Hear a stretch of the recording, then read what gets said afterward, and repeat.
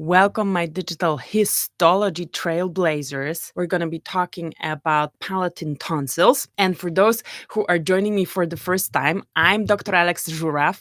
I am a veterinary pathologist and a very strong digital pathology enthusiast. And in this series, we're going to be talking about histology, about the normal, so that whenever you need to recognize abnormal, you know what the baseline is.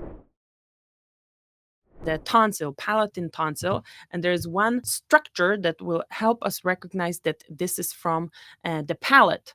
These are the tonsils that kids get removed when they get too big and get infected all the time. And the structure that is gonna help us recognize that this is from the palate is actually epithelium, because why is it not okay? All good, all good. Because most of this tissue, you can see that it's pretty homogeneous from far away, dark, and when you go in, a lot of dark dots. These are lymphocytes. These are immune cells that sit there to protect us from outside danger, from pathogens, mostly from pathogens, but also to present antigens from everything that's entering our system from the outside. These cells are gonna defend us. But what we have here is this epithelium and the palatine tonsil. We have also pharyngeal tonsil and tonsils on the tongue, so lingual or tongue tonsil, and they will not have this epithelium, and it looks so cool.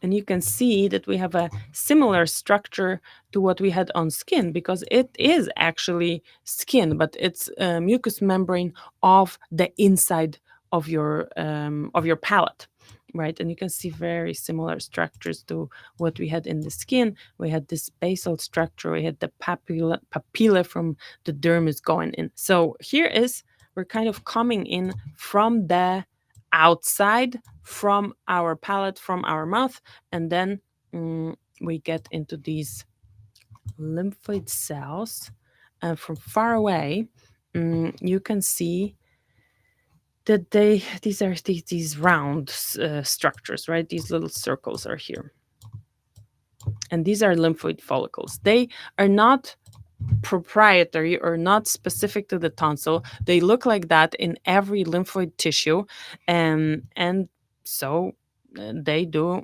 look like that in the tonsil as well. So let's see what we have inside. We have the primary follicles and the secondary follicles. So the primary are the denser ones. So we have circles that have clearer cells inside, right? Or like they look lighter inside. This one. But there are also some that look dark. So this one looks dark, doesn't have anything clear inside. This would be a primary follicle, and the other one is going to be secondary follicle.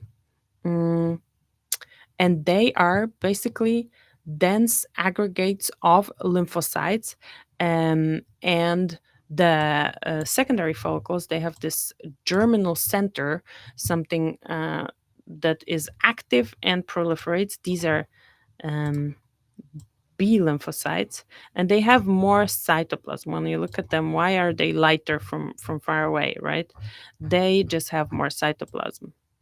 And by cytoplasm, I mean everything pinkish around here, whereas the ones surrounding them are just these dark circles, dark nuclei. You don't see the cytoplasm. It doesn't mean they don't have it, but it's just so little that you don't see it on the histology slides, whereas these guys have some more cytoplasm happening inside. And we also have some regions called interfollicular regions, so the regions between follicles. So if you're interested, if you go to conferences, if you want to show fancy in the lab, or and have people ask you, oh, nice earrings, what is it there? We have ones that are with a multinucleated giant cell. Does it focus on it? This is a multinucleated giant cell, a type of immune cell, macrophage, actually, a bunch of macrophages that come together. We have one with cartilage. Come on. Okay. And we have one that is not unpacked yet with a special stain, Alcyon blue of colonic crypts. So, if you want to look different and show what you look at under the microscope, you can get them in our store. The QR code is on the screen. And also, those slides that we were viewing now were possible because of a technology called digital pathology. This is something I have been promoting for the last 10 years. Digital pathology makes us be able to view glass slides, to view tissue digitally. So if you're interested in learning more about digital pathology, there is a book I have for you. This book is absolutely free. You can grab it also by scanning this QR code, and then you will learn more about digital pathology. And we're going to be updating this with a new chapter on AI very soon. So if you grab the version that I have available today, you will automatically get the updated version when I'm ready with the updates. If you're watching the replay, let me know in the chat if you have any questions.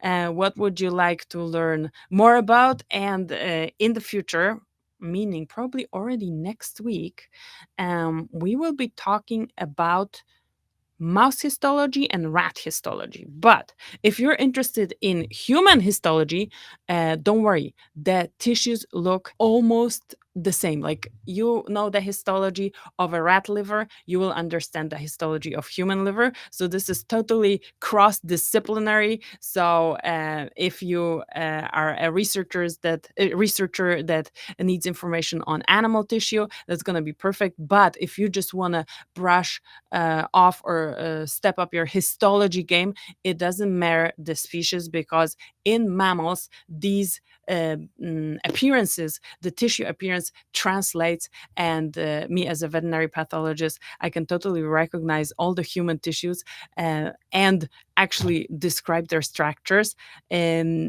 based on what I learned in veterinary histology. So no worries about that. Thank you so much for joining me. If you're interested in the notes, let me know in the chat. Just put notes, and I'm going to reach out to you with the notes from today's class.